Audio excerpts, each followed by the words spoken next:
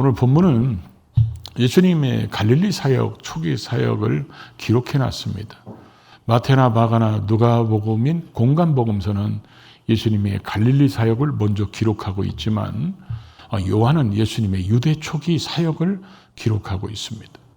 오늘 4장 14절을 짧은 기절이지만 우리가 이렇게 나눠서 보면 진짜 우리가 예수님을 닮으려면 이렇게 살아야 되겠다, 이런 생각이 드는 귀절입니다. 그래서 이 말씀을 통해서 우리 교회도 그렇고 또 우리 한 사람 한 사람도 내가 제대로 신앙생활을 하고 있는지 다시 한번 주님의 삶을 통해서 그 기준을 돌아보고 우리의 신앙을 올바르게 살아가는 그런 모습을 다시 한번 되새기고자 오늘 이 말씀을 나누고자 합니다.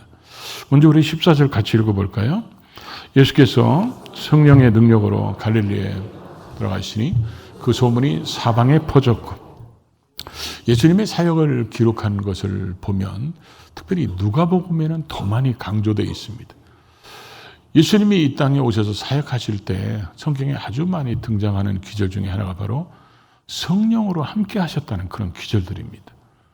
누가복음 1장에도 예수님께서 이 땅에 오실 때도 마리아를 통해서 성령이 너에게 임하시면 지극히 높으신 자의 권능이 능력이 너를 덮으시리니, 그러면서 예수님께서 이 땅에 오실 때도 성령의 능력으로 잉태하셨고, 또 누가복음 3장에 보더라도 예수님이 세례받을 때 성령이 비둘기의 형체로 예수님에게 임하시고 하나님의 음성이 들립니다. 그러고 나서 누가복음 4장에 보면 예수님께서 광야에서 40일 동안 시험 받으실 때도 예수님이 성령의 충만함을 입어 40일 동안 성령의 이끌리심을 받아 이렇게 기록하고 있고, 오늘 지금 이 말씀에도 예수님께서 성령의 능력으로 갈릴리로 돌아가셨다, 그러면서 성령으로 이런 말을 굉장히 많이 기록하고 있다는 것이죠. 그러니까 왜 예수님께서 이렇게 사역하실 때마다 성령의 능력으로라는 이런 성령과 함께라는 단어들이 자주 등장하고 있느냐는 겁니다. 그런 이유는 여러 가지로 우리가 살펴볼 수 있지만, 바로 예수님께서는 육신을 입고 2000년 전에 이 땅에 오셨을 때 예수님의 육신만 보면 사람들이 누가 하나님이라고 인정하겠어요? 누가 하나님이 보내신 메시아라고 인정하겠습니까? 인물이 우리하고 완전히 달라서 이마에 메시아 딱 찍혀 있는 것도 아니고, 똑같이 평범한 가정에서 똑같이 평범하게 자랐고 성령으로 잉태한지 사람들이 봐서 알겠습니까? 모르겠지. 그러다 보니까 예수님이 이 땅에 오셔서 행할 때마다 성령이 세례받고 올라오실 때 성령이 임해서 하나님의 음성이 들리고, 예수님이 병든 자들을 고치거나 또 귀신을 쫓아낼 때도 성령의 능력을 힘입어서 귀신을 쫓아내고 병든 자를 고치고 가진 기적을 행하시고, 그래서 예수님의 정체성이 뭔지, 그가 육신을 입은 분이지만 우리와 똑같은 육신에 불과한 분이 아니라 하나님께서 우리를 구원하러 이 땅에 보내신 구약에 예언된 메시아로 오셨기 때문에 그 메시아로서의 그 정체성이 뭔지를 드러내기 위해서 계속해서 성령으로 이렇게 표현되어 있다는 것을 우리가 보게 된다는 거죠. 성령이 바로 예수 그리스도의 이런 사역과 또 이 땅의 구원 계획에 핵심적인 역할을 하시는 분이기 때문에 이렇게 기록되어 있고, 예수님이 하셨던 모든 일들이 바로 성령의 능력으로 행하셨기 때문에 그렇다는 거죠. 예수님께서도 승천하시면서 제자들에게 부탁하시잖아요. 예루살렘을 떠나지 말라는 거예요. 너희는 몇 날이 못돼서 성령으로 세례를 받을 것이다. 성령이 너희에게 임하시면 권능을 받게 될 것이다. 그리고 너희는 땅끝까지 나의 증인이 되달라. 이랬을 때 이들은 성령이 임해서 권능 받는지를 뭔지를 잘 몰랐을 겁니다. 왜 예수님이 이렇게 부탁하시는지를 잘 몰랐을 거예요. 근데 마가다락방에서 기도하다가 성령 세례를 받으니까 예수님의 말씀이 기억납니다. 예수님이 그 말씀하신 의도가 뭔지를 깨달아집니다. 그리고 자기들을 통해서 성령이 나타남이, 지금 전에는 예수님이 계셔서 자기들에게 능력을 줘서 귀신을 쫓아내고 이런 역사를 일으켰지만, 이제는 예수님이 안 계셔도 성령이 오셔서 성령이 내가 보내는 또 다른 보혜사로서 너희들을 위로하고 너희들을 인도하고 너희들을 이끌어 주실 것이다. 그러면서 예수님이 육신적으로 계시지 않아도 그 의도, 그 뜻, 그 목적이 뭔지를 다 알게 되고 그 뜻을 행하는 사람들이 됐다는 것을 성경에서 우리가 볼 수 있죠. 예수님의 제자들이 겟세마네 동산에서 예수님이 기도할 때 예수님의 제자들이 이제 가룟 유다는 빼고 11명이 있었겠죠. 예수님 계셨죠.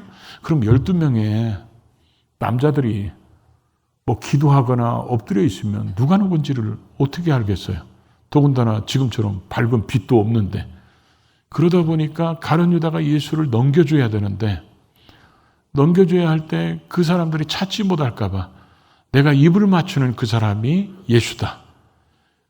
왜냐하면 그들이 와서 볼 때는 다 똑같은 12명이 있는 것 같고 똑같은 겉옷을 입었고 그러니까 표시가 안 났어요.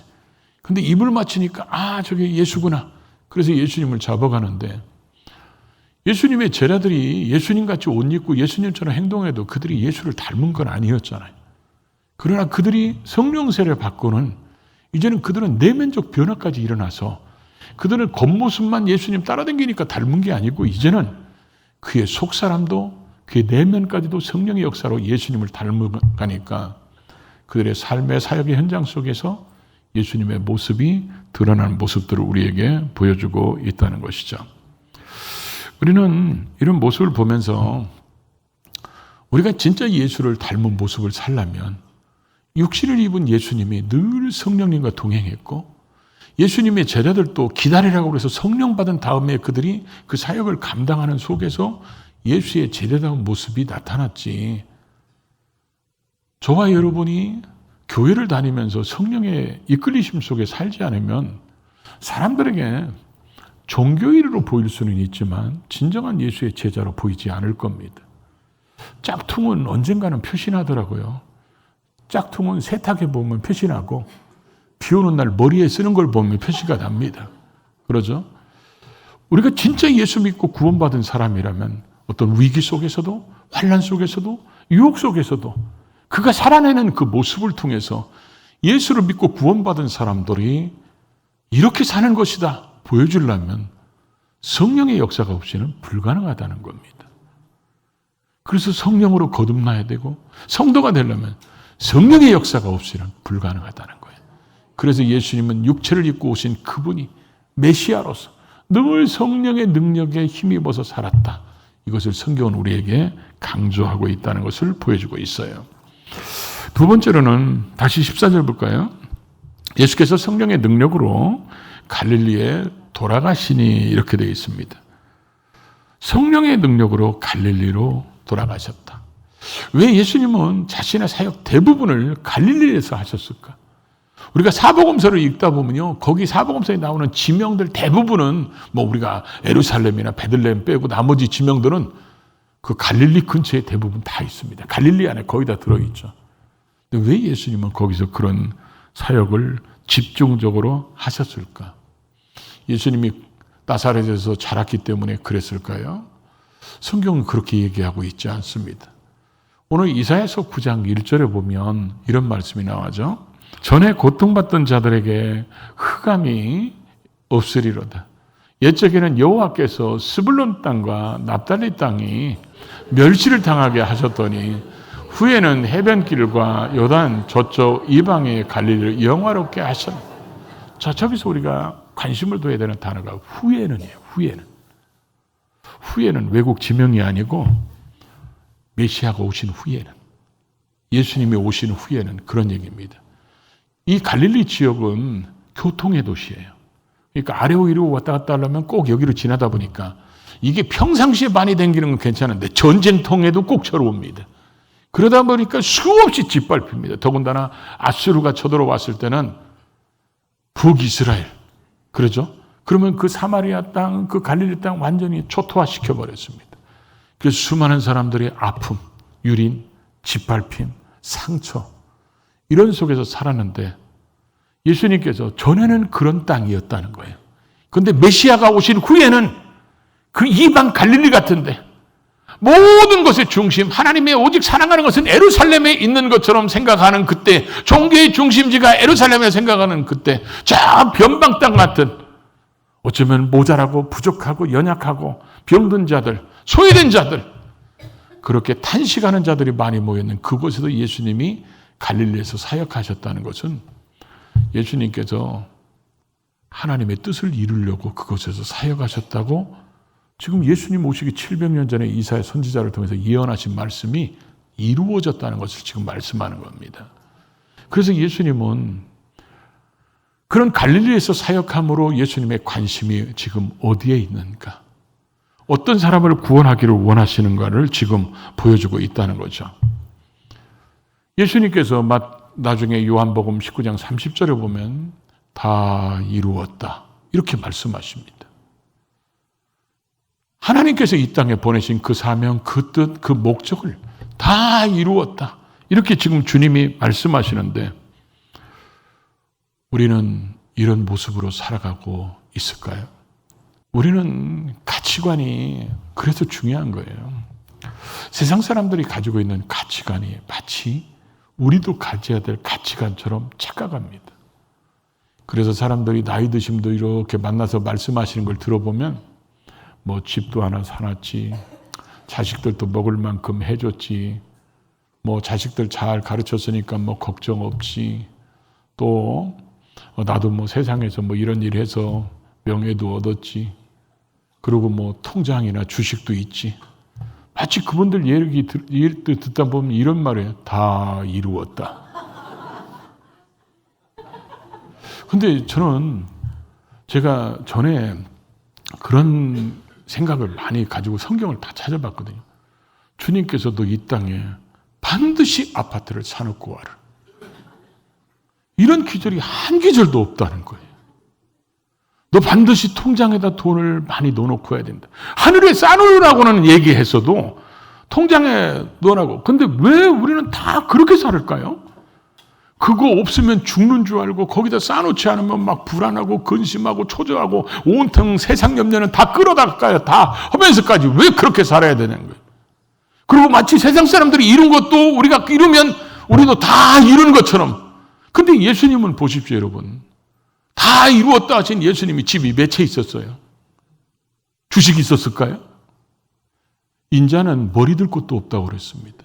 그래서 우리는요, 하나님이 성공의 기준으로 보는 가치관이 세상 사람들이 가지고 있는 가치관하고 다른데 우리는 그 세상 사람들이 보는 가치관이 마치 하나님이 주신 가치관인 것처럼 그렇게 추구하고 살아가고 있다는 거죠.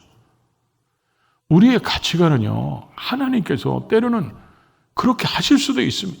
우리가 하나님의 뜻을 이루면서 그렇게 살아갈 때 때로는 필요하면 명예도 주실 수 있고 재물도 주실 수 있고 세상적인 부도 누리게 만들어 줄 수 있지만 그게 우리의 인생의 목적이 아니라는 거죠. 하나님을 섬길 때 하나님이 주시는 것을 누리는 삶을 살아야 되지 그걸 하나님이 주신 사명을 팽개치고 마치 그것이 우리의 사명이고 목적인 것처럼 그렇게 사는 걸 하나님은 원치 않으신다는 거죠. 하나님 앞에서 내가 지금 살아가는 삶의 방향성이 맞는 것일까? 내가 가지고 있는 지금 추구하는 이 목적이 하나님이 원하시는 목적일까? 우리는 늘 우리의 인생을 점검하면서 살아야 나중에 헛된 것 쫓다가 주님 앞에 가서 부끄럼 당하지 않을 수 있다는 거죠. 세 번째로는 오늘 14절을 또 보니까 예수께서 성령의 능력으로 갈릴리에 돌아가시니 그 소문이 사방에 퍼졌고 15절 친히 그 여러 회당에서 가르치심에 못 사람에게 칭송을 받으시더라. 이 누가복음을 읽다 보면 우리 성경에도 보면 시험이란 단어가 나오잖아요. 그런데 이 시험이란 단어를 앞뒤 문맥이나 원어로 가보면 이게 하나님으로부터 오는 시험이 있고 마귀로부터 오는 시험이 있죠. 그래서 마귀로부터 오는 시험은 우리가 템테이션이라고 그러죠.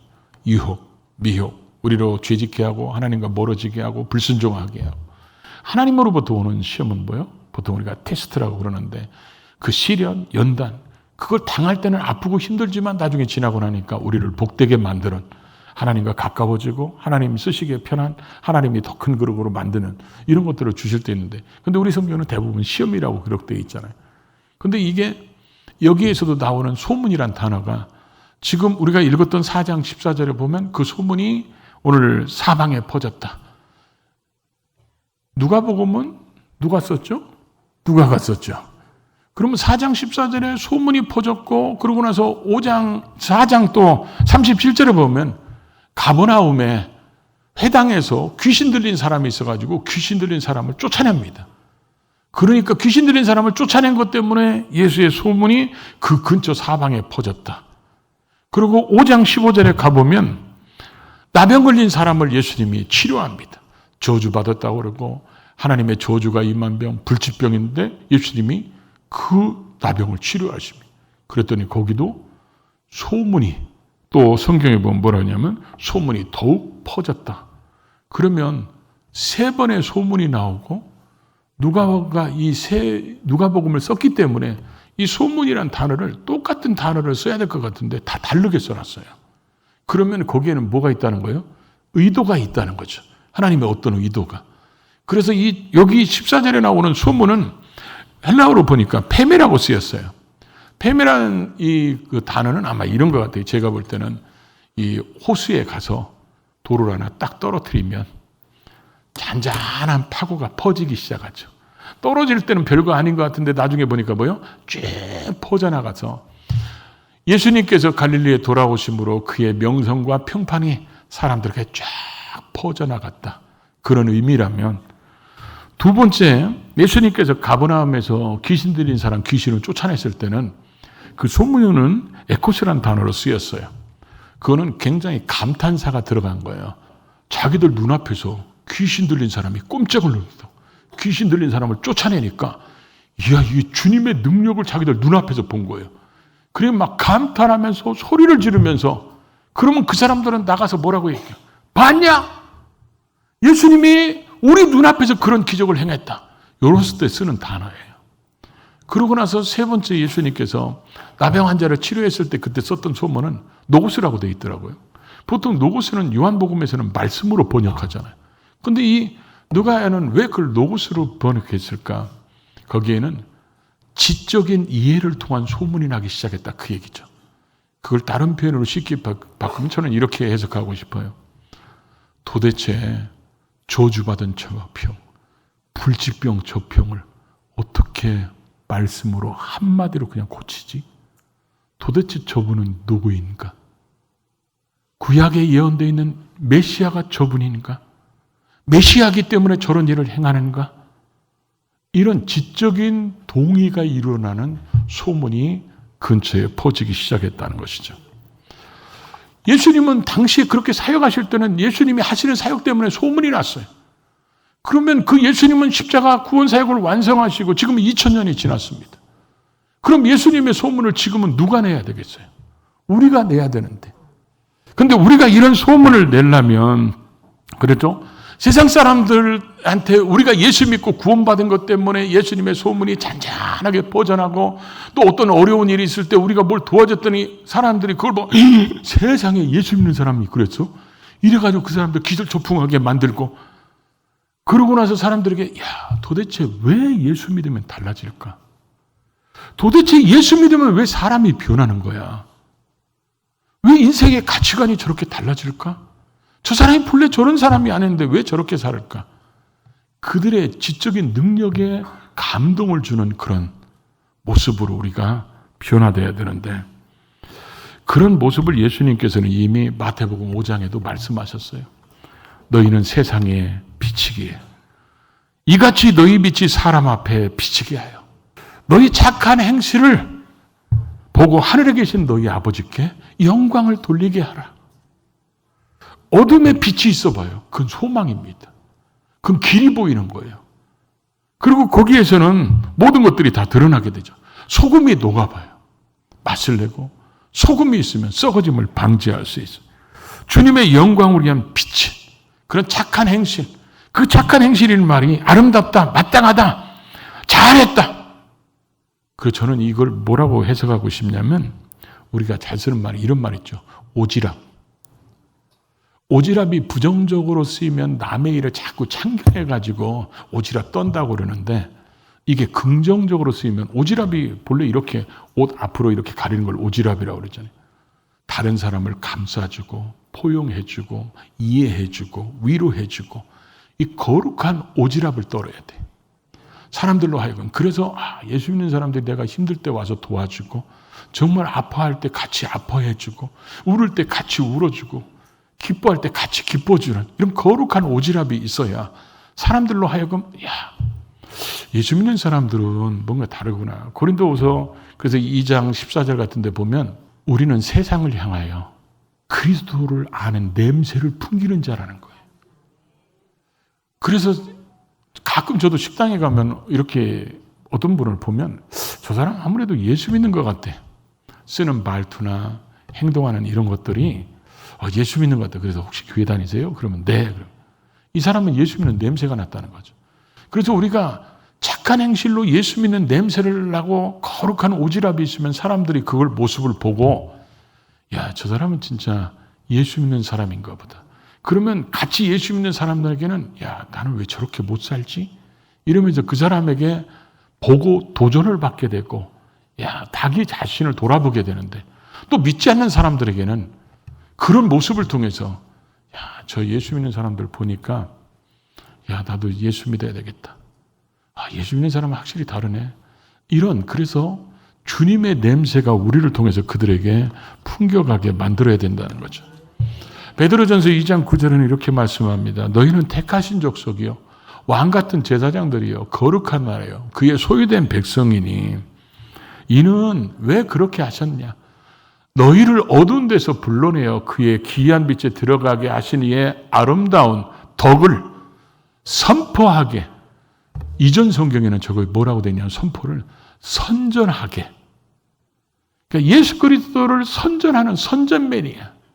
그러면 사람들이 우리의 모습을 보고 나 예수 믿어야 되겠다. 나도 교회 가야지. 이런 생각을 갖게 하는 사람이 있을 수 있고 반대로 할 수도 있다는 거죠.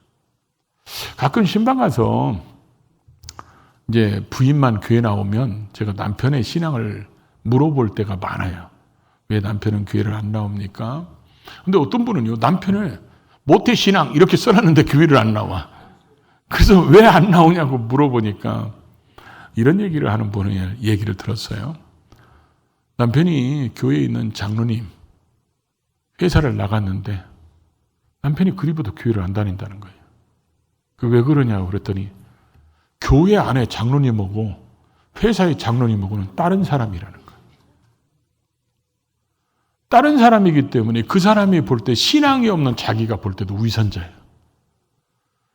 자기도 저런 위선자가 될까 봐 두려워. 나는 교회 안 다녀야 되겠다. 물론 영적인 체험이 없으니까 그럴 수도 있겠죠. 근데 어떤 사람은 천국으로 가는 길을 막아버리는 사람이 있어요. 전에 우리 교회에서 어떤 분이 남자가 혼자 등록했어요. 어떻게 등록했냐고 그랬더니 자기 회사에 이번에 부장님이 새로 왔는데 그 부장을 보고 나 예수 믿어야 되겠다 생각했다는 거예요. 그래서 전도했냐고 그랬더니 전도는 안 했다는 거예요. 근데 어떻게 예수 믿겠다고 결심했냐 그랬더니 그분의 삶을 보니까 회사 생활하는 삶을 보니까 나도 저렇게 신앙생활을 해야 되겠다. 이래서 교회에 자기가 자진해서 등록했다는 거예요. 지금 여러분의 삶을 보면 지금 사람들이 뭐라고 그럴까요? 여러분 관계 속에서 만나는 사람들, 여러분이 머무는 곳에 있는 사람들이 지금 여러분을 보고 나를 보고 그 사람들은 뭐라고 얘기할까요? 주님 앞에 더 가까워질까요? 주님에게 더 멀어지게 될까요? 우리는 언제나 내가 가는 길이 이게 정말 주님이 원하시는 길을 가고 있는지, 내가 추구하는 이 목적이 과연 주님이 추구하는 가치관을 따라가고 있는지 늘 돌아봐서 선한 영향력을 미치며 살아가는 우리 모두가 될 수 있기를 주의 이름으로 축복합니다.